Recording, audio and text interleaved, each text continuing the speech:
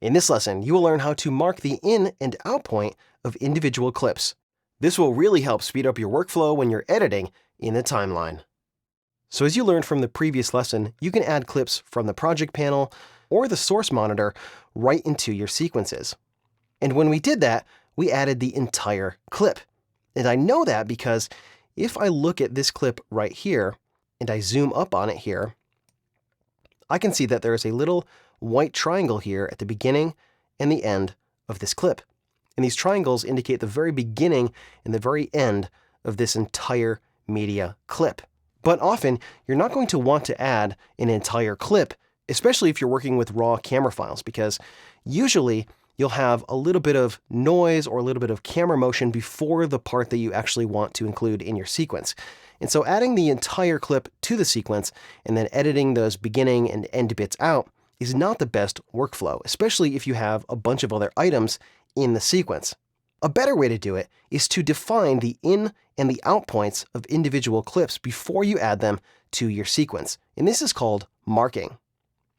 So if I jump back here to the project panel and I double click on the intro, that's going to open up here in the source monitor.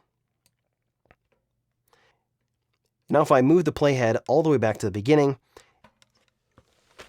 and I hit the space bar on my keyboard to play this clip, you'll get an idea of what this looks like.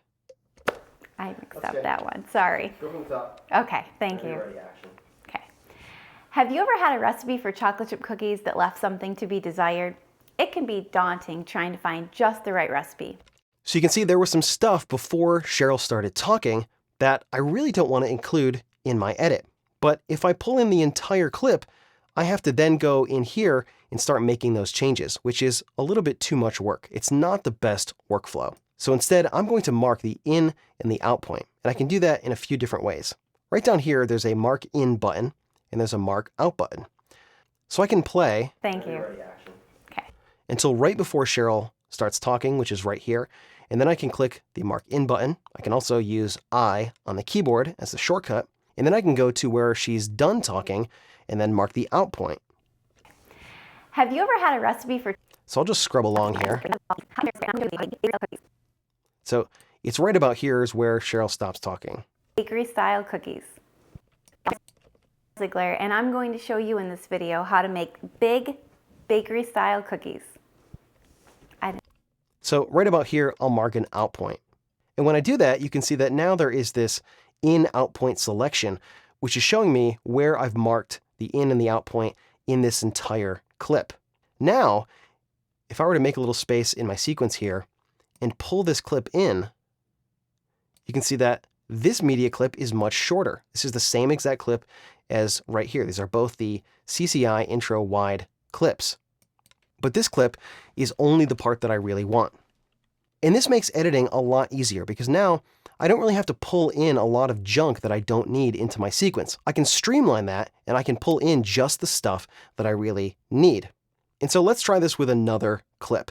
I'm going to double click on adding the vanilla, and that's going to bring that up in the source monitor here.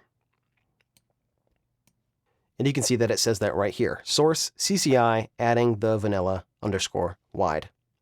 So if I play this, okay, and action with the vanilla. We're going to measure 1 tablespoon. You can see right about there is where I want to mark the in point. So I want to back the playhead up a little bit and then play it again.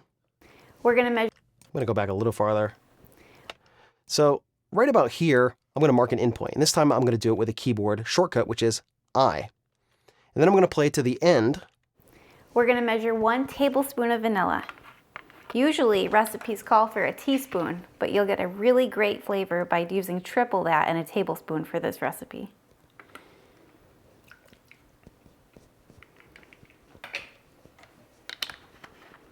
Wow.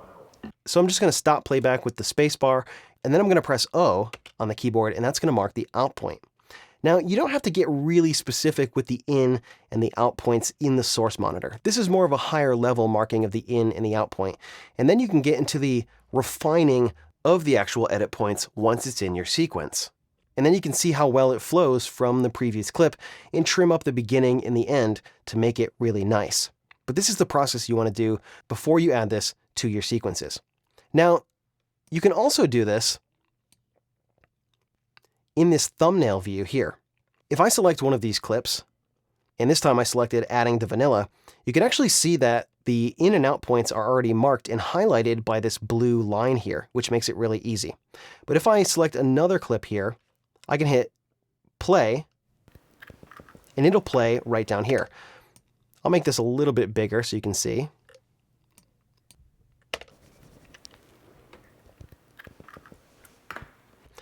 And I can mark in and out points right from the project panel as well. So I can select this clip. And right from here, I can just hit I, scrub to the end, and then hit O. And if I double click, it'll bring it up in the source monitor, and you can see I've done the same exact thing right here. I've marked my in and my out points. So it's another way that you can do it. It works really well for quickly marking in and out points because you can do it right here. You don't have to bring it up in the source monitor. It also gives you a way to view where those in and out points are without bringing it up to the source monitor, which is pretty cool. So that's how you mark your in and out points. And then when you bring them into your sequence, they're all trimmed up for you and they're much easier to work with. In the next lesson, you're going to go one step further with this idea and learn how to create subclips from a longer clip.